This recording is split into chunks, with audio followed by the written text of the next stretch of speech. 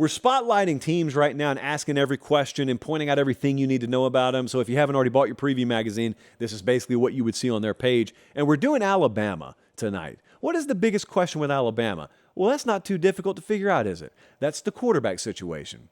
I guess it's not difficult to figure out that it's a question. Now, I want the most hardcore Alabama fan out there, and I got many of you who watch the show. I want you to tell me with confidence, who's your starter? I don't know. And I follow the program very closely. I don't know who it's going to be.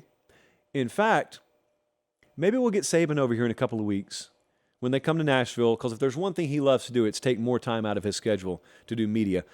And I'd love to, Colin, we could probably find another chair. If he agrees to come over here, we'll find him a chair, and we'll put him over there, and we'll put the lie detector on his index finger, and we'll say, do you have confidence who your starting quarterback's going to be? I don't think his answer would be yes. Would he have taken a transfer after spring if it was? I don't think so. Based on what I've heard from the program, not from Saban, but from people in the program, I think they thought Ty Simpson was going to win this job in the spring, and turnovers were too big an issue. And at that point, you can't force it. A guy's got to take the job. You can't force it on him. And so, in light of that, they took Buckner from Notre Dame. But I told you at the time, and I'm still going to tell you, I think people misread that situation. They read Alabama taking Tyler Buckner as they're taking him to be their starting quarterback.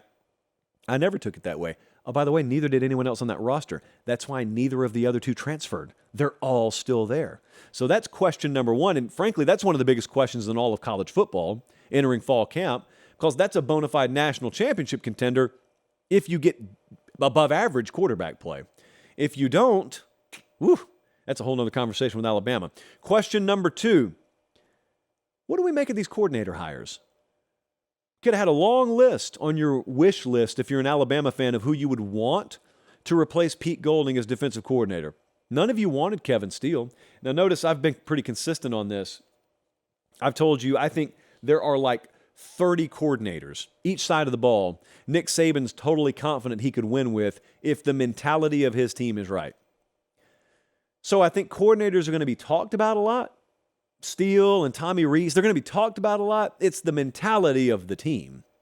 It is the neck up portion of the Alabama football team that will ultimately determine how far they go. A whole lot more than what an X and O looks like on a grease board in the locker room pregame. And so with Kevin Steele, I don't doubt if that team's wired correctly mentally and they have halfway decent injury luck, Kevin Steele can coordinate a defense with that kind of talent just fine. Tommy Rees can probably coordinate an offense with that kind of talent just fine. If they're not wired the right way, doesn't really matter. He's had world-class coordinators there, and they've lost before. He's had coordinators you didn't think the world of, and they've won before. So it's a big question just for, I think, maybe different reasons than the tone people will ask those questions with. That sounds pretty convoluted, but that's where my mind is on that. Question number 3.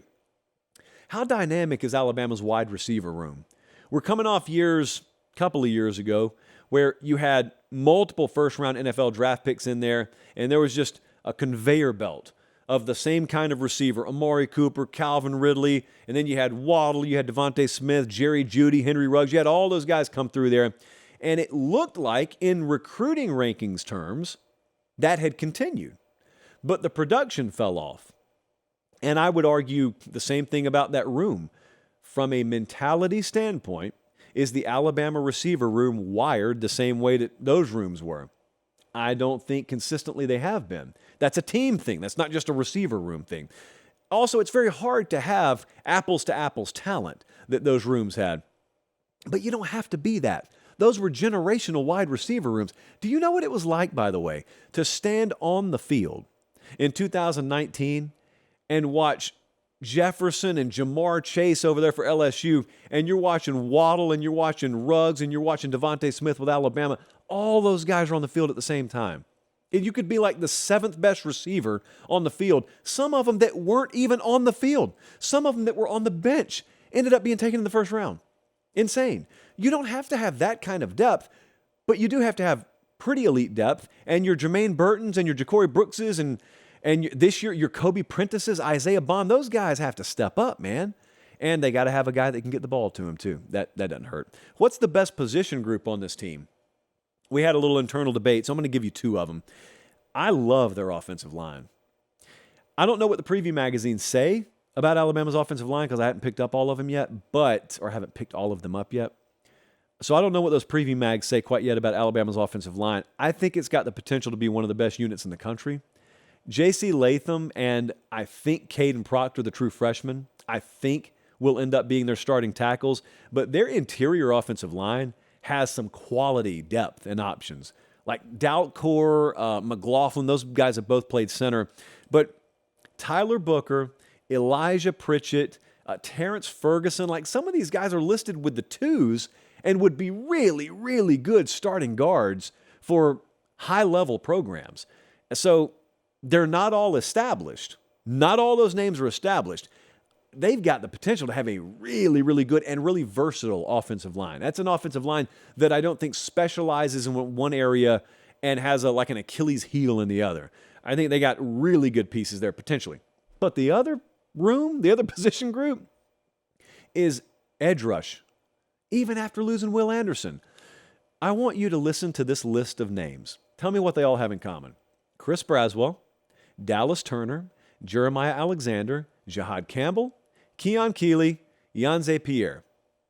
Those are all edge rushers at Alabama, yes. They were all also former five-star players. You heard me right. Alabama has half a dozen former five-star players just at the edge rusher position after losing Will Anderson. So again, if things go sideways this year, it will not be for the lack of talent. In fact, team-wide, if they don't win this year, if they're not right there in the playoff, it won't be because they lack talent. I know some people are leading you to believe things to the contrary. Here's all I can tell you. I've said this stat many times. I'll say it many more times. You take the 6 highest-rated recruiting classes in 24/7 sports history. 3 of them are currently on Alabama's roster. There's no excuse for them to be anywhere other than right back in the playoff conversation this year. Who's the breakout player on this team?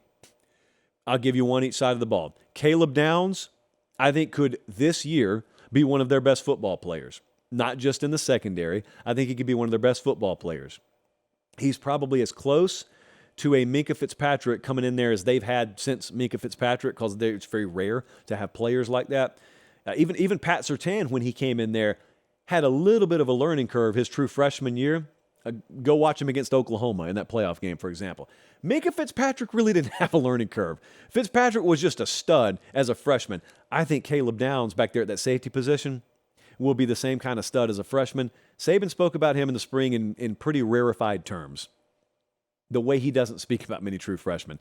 And then on the offensive side, I mentioned him a second ago, Kobe Prentice, wide receiver, loads of potential, tons of potential, like many names in that receiver room. But he had 31 catches, 337 yards last year. He has breakout potential to me this year.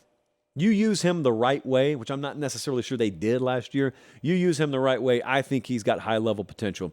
Their schedule is one that people always tell you is soft, and it never is. It's not this year. They play 4 of the top 15 teams in the country in terms of playoff odds.